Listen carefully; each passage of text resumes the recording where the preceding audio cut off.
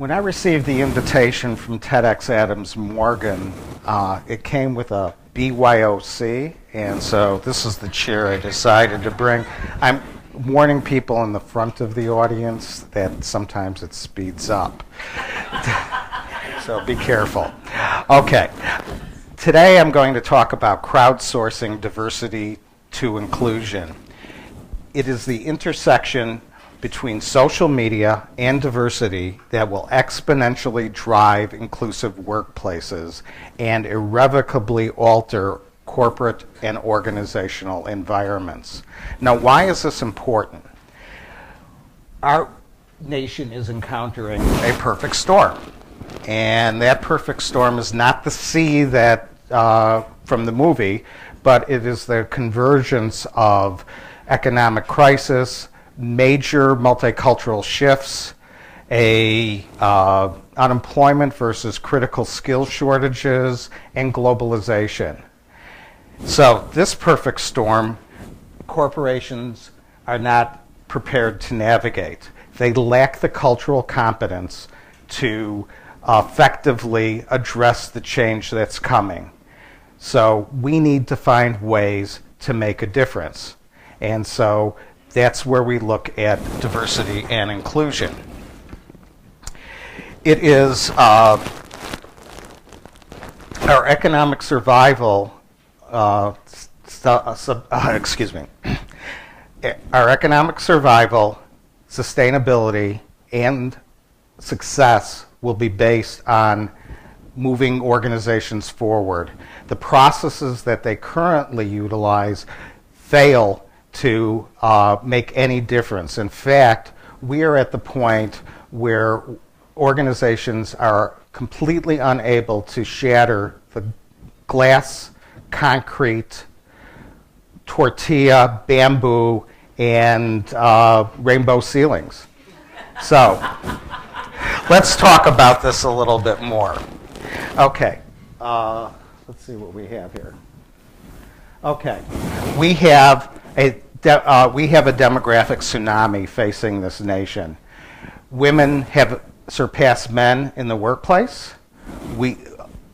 People of color in the last decade made up 85% of our population growth. Yet, and these are just a few statistics, yet what happens is we have a severe underrepresentation of people of color and women in senior management positions. This creates major problems because the people making the decisions on how the businesses move forwards or to address the workplace do not have our cultural and intellectual input at the decision-making level.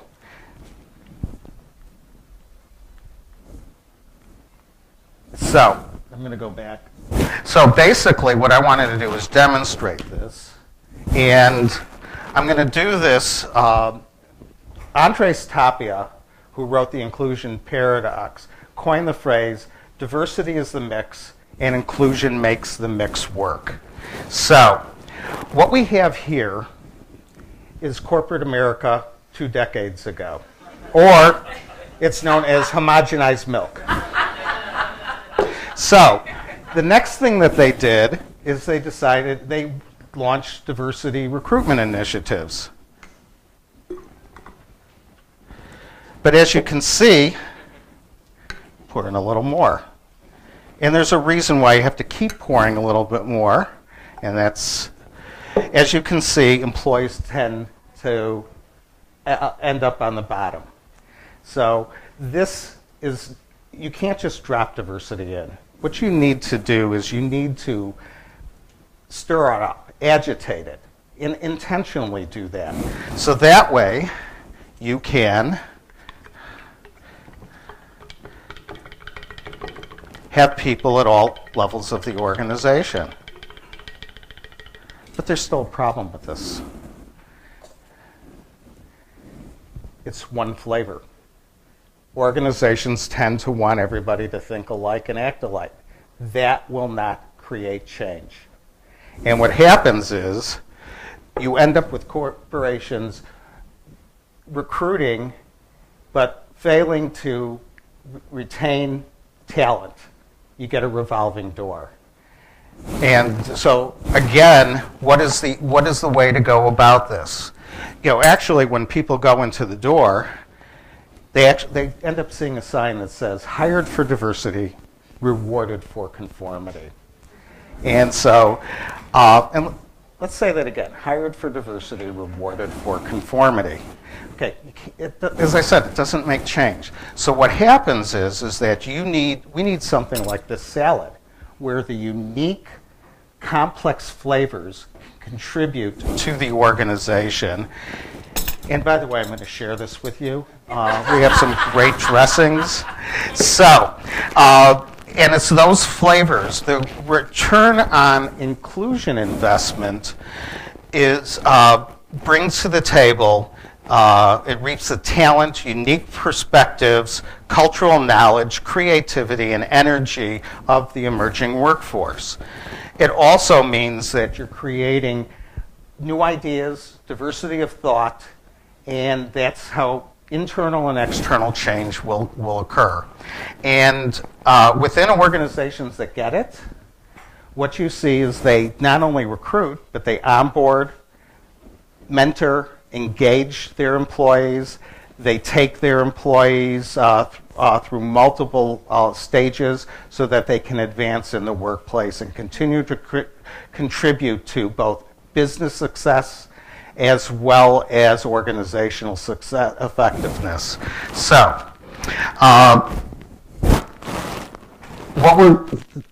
where does crowdsourcing come in?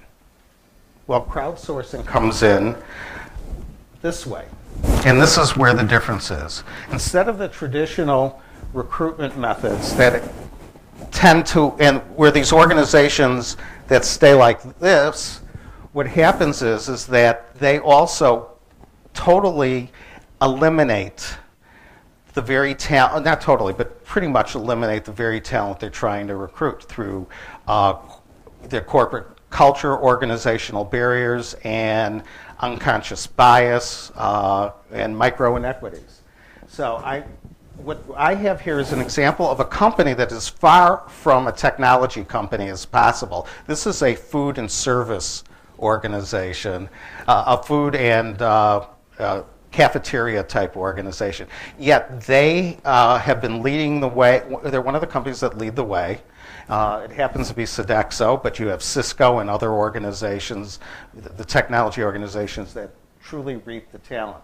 And what they do is they leverage all of the social media rather than just, they go to where the talent that they're looking for lives on the internet. But they not only go where they are, whether it's Facebook, Twitter, or other social media areas, they also go to the Professional Diversity Network, which has a number of multicultural sites, and they allow their employees to engage with the people who come on these sites. So they actually, if you're in a specific field, you can talk to the IT community, you can talk to the food service community, you can talk to almost any community. And that, you're not only talking with recruiters, but you're talking with the employee resource groups, and you're also communicating and building relationships with hiring officials. That creates a relationship that breaks down the gatekeepers that are keeping minorities, women, and people with disabilities, millennials, and many others from getting into the positions and then moving up into the organization. So that's an external platform, but again, and they have apps, etc. And so it creates real conversations and real engagement. Now, on the internal side, because really what's happening is there are three trends. There's the leveraging that external communication through social media platforms. They have developed internal engagement networks, so people can collaborate not only in their work places, but they can collaborate in other business units, cross-functional communications. And when that happens, it allows people not only to build their own skill sets, but allows them to be seen embraced, engaged, where people then not only are seen for their contributions, but they're also generate champions, create mentors, and get better assignments, and finally advance in the organization. So it's leveraging these type of technologies and having the conversations behind the corporate firewalls that is moving those organizations that have applied it, and about half the organizations in the country are starting to do this, that is creating the internal change that is also making a difference in how successful these companies and organizations are. So then there's, and as you can see, people can chat in their groups, they can network, they can communicate with each other, and they can also do it more virtually. The first one was more like a Second Life platform. This is a Cisco platform where people are communicating in, and again, driving change within the organization that moves companies or not-for-profits forward. But then there's a third platform, and I call that the Open Inclusion Initiatives, which fosters boundaryless collaboration. That is where companies and customers and they're literally crowdsourcing with their potential employees, building long-term pipelines, and they're then creating new products, delivering improved services, and they're actually rewriting the job descriptions and reauthoring what the company does. Now, utilizing both of the internal platform and external platforms, they're breaking down, they're destroying the silos and the barriers and organizational cultures that have prevented change, the change that we're going to need in order to be sustainable and successful in the future. This last example happens to be an initiative between the Department of Education, the several corporations, academic institutions, and community-based organizations. And this is called Education to Career, and it is addressing current shortages and also helping people move into positions so that we can increase employment. So what I'm asking the TEDx Adams Morgan community is you take your vibrancy, your successes, your diversity, and join in to crowdsource diversity to inclusion so that our nation can be successful and advance in the world. So thank you.